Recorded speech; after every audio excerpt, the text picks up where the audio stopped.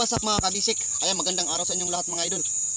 So ngayon magmumukbang na naman tayo ng lumboy. Kung tawagin dito sa Maynila ay duhat. Sa tawag sa amin ito ay lumboy.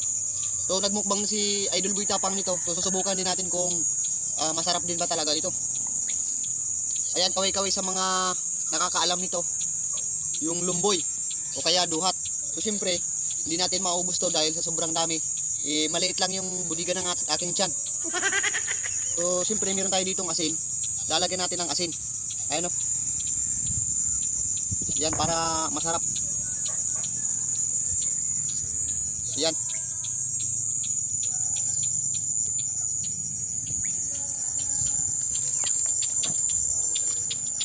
So siyempre kukuha tayo ng isa, tapos isasaw-saw natin sa asin. Ayan.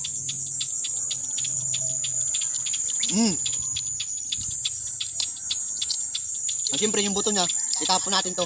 Kasi pag kinain nyo to, baka tumubo ito sa tiyan nyo.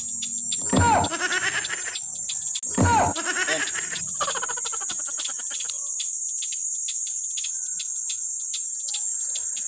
Masarap, matamis.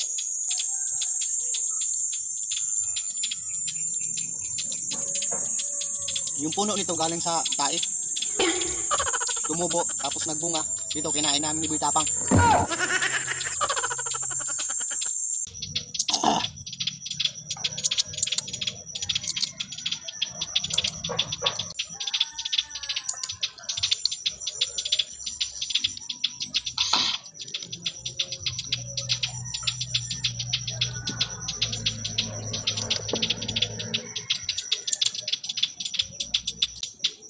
Ang sarap.